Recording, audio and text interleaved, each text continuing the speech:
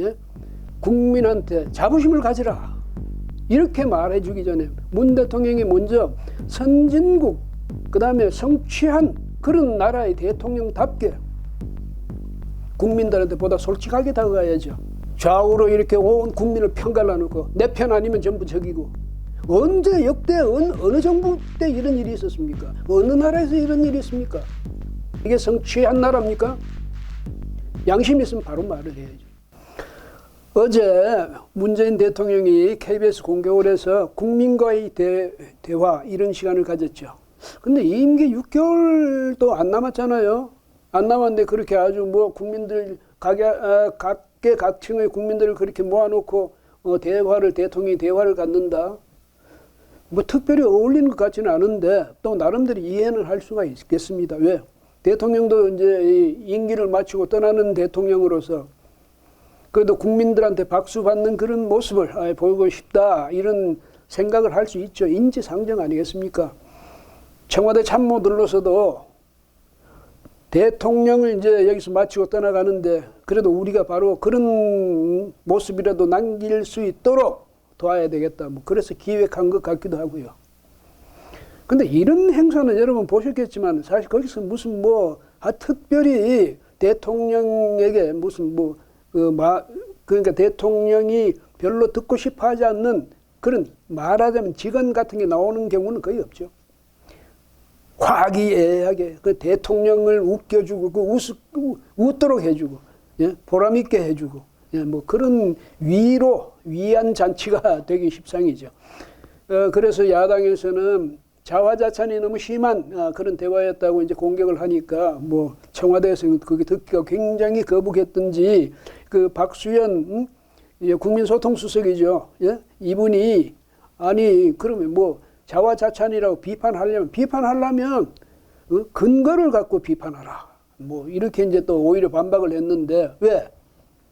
대통령이 이제 우리만 잘했다고 했냐? 우리 정부만 역대 정부의 성취가 쌓여서 오늘날 이렇게 성공한 나라가 됐다. 그 말씀을 한 건데 뭐 이렇게 이야기했는데 그 전체 분위기가 자화자찬의 분위기였다 이 말입니다. 예? 그리고 이제 대통령이 지금 그 말을 했다는 건요. 경제뿐만 아니라 민주주의, 국방, 또 문화, 보건, 의료, 그다음 방역, 외교 등 모든 면에서 이제 우리나라가 세계 탑 10이 됐다.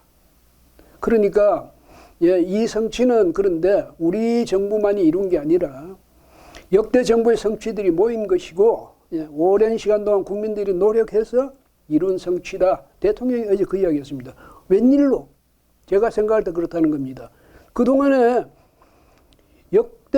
그러니까 김대중 노무현 정권을 제외한 역대 정권들에 대해서 그렇게 부정적인 입장을 보여왔던 문 대통령이 왜 갑자기 역대 정권 모두를 그 성취의 반열에 같이 올려줬는지, 이제 떠날 때가 되니까 그런 생각이 들었는지, 아니면 자기들끼리만 했다고 말하기는 좀 뭐했는지. 그런데요, 1948년 8월 15일 대한민국이 건국된 이래 어느 날까지 어느 정권이 우리 발전을 생각 안 한 정권이 있겠습니까?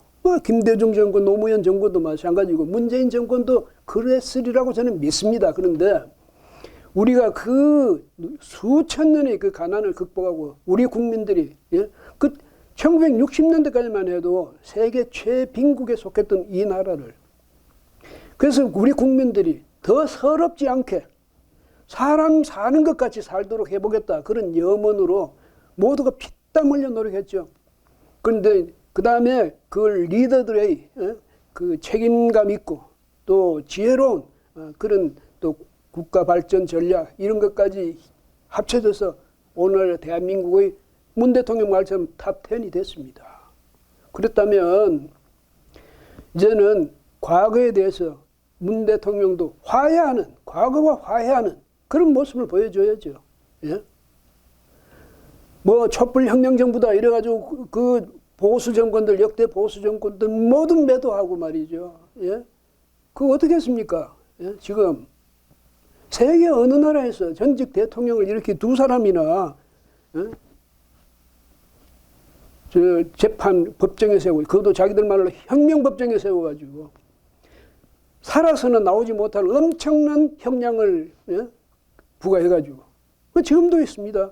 박근혜 전 대통령의 경우는 2017년 3월 31일 구속된 이후에 지금까지입니다. 지금까지도 교도소에 있지 않습니까? 문 대통령 내가 취임하기 전이야 이 말입니까? 아니죠. 진실로 화해를 하겠다면 아니 그 박 대통령이 무슨 이명박 전 대통령도 그랬고 박근혜 전 대통령도 그랬고 무슨 내란이나 외환의 죄를 범한 적이 있습니까? 아니면 그 사람이 긴급한 아주 심각한 그런 국가 위기를 조성한 적이 있습니까?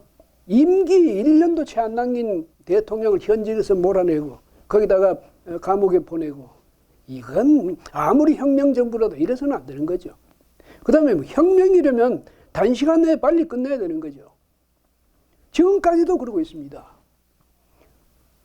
취임해서 2년간은 적폐청산한다고 그렇게 온 나라를 벌벌 떨게 만들고 그 다음에 2년 이상은 지금 2년 가까이는 또 어떻게 됐습니까? 코로나 때문에 뭐 제대로 뭔가 국정이 제대로 돌아가는 그런 인상을 주지도 않았죠. 그런 문제가 있습니다.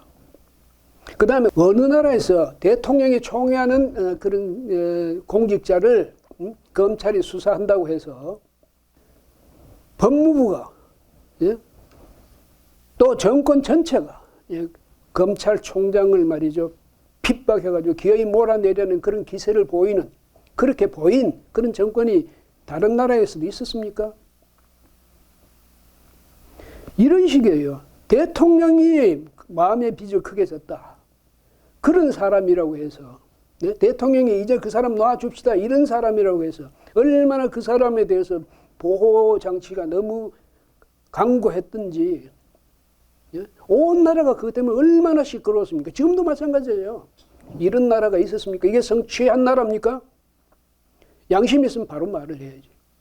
잘못은 이런 점을 우리가 이렇게 잘못했다. 그러나 우리가 이런 노력을 기울였다. 그래서 보다시피 오늘날 우리가 이렇게 반듯한 선진국으로 지금 세계가 인정하게 되지 않았느냐. 이렇게 말을 해야죠.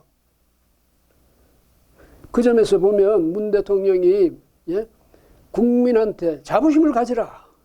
이렇게 말해주기 전에 문 대통령이 먼저 선진국 그 다음에 성취한 그런 나라의 대통령답게 국민들한테 보다 솔직하게 다가가야죠. 국민들 여러분 이 점에 대해서는 제가 미안한 점이 있고 이 점은 좀 잘못한 점이 있습니다. 그러나 마음속으로는 국가 발전을 위해서 이런 생각을 해가면서 오늘 이르렀습니다. 대통령직을 이런 마음가짐으로 수행했는데 그래도 혹시 미진한 점이 있었으면 그 점에 대해서는 사과를 합니다. 뭐 이렇게 가야 인간적인 것 아닙니까? 네? 그래서 이런 점에서 볼 때 문 대통령이 국민들의 그 자부심을 세워주려고 애쓴 그건 이해할 수가 있지만은 그러나 이런 식으로 임기 마지막에 국민과의 대화를 이렇게 마무리하는 것은 아마도 좀 부족한 점이 많다. 박수현 국민소통 그 수석이 굉장히 섭섭하겠지만은요. 만약에 입장을 바꾸는 거 생각해 보십시오. 우리나라 정말 성취한 나라 선진국이 지금 이렇게 돼 있습니까? 좌우로 이렇게 온 국민을 편갈라놓고 내 편 아니면 전부 적이고 언제 역대 어느 정부 때 이런 일이 있었습니까? 어느 나라에서 이런 일이 있습니까? 그 점에 대해서는 대통령이 국민 화합을 도모하지 못하고 국민 화합의 중심에 서지 못하고 국민 분열의 중심에 서 있었다는 이 점도 대통령은 충분히 사과를 할 그런 입장에 있지 않습니까? 잘한 건 전부 내 탓이고 잘못한 거는 전부 남 탓이고 지금 우리가 나라를 세운 지 벌써 몇 년입니까? 대통령은 나라를 세운 게 이제 과거에 임시정부, 상해 임시정부 때 그때 건국했다고 그러지만 대한민국이라는 나라를 지금 이 상태로 대한민국이라는 나라를 만든 것은 1948년 8월 15일이에요. 그걸 부인하시겠지만 그거 이후에 지금까지 이 정도가 70몇 년이 지났으면 이제는 지금 73년이 지나서 74년으로 가잖아요. 이 정도가 됐으면 우리도 성숙한 민주국가가 돼야 될 것 아닙니까? 서로 헐뜯고 상처주고 핥히고 이런 국가 분열의 이 상황을 조성하는데 문 대통령의 혁명정부, 적폐청산의 정부도 의도했거나 안 했거나 한몫했다. 이걸 인식하십시오. 인식하고 지금이라도 국민들한테 그 점에 대해서는 미안하다. 그 다음에 국민 여러분 화합해 주십시오. 이렇게 좀 부탁하면 얼마나 좋습니까? 예? 그런 기회가 곧 오기를 부탁드리고 또 기대하겠습니다. 예.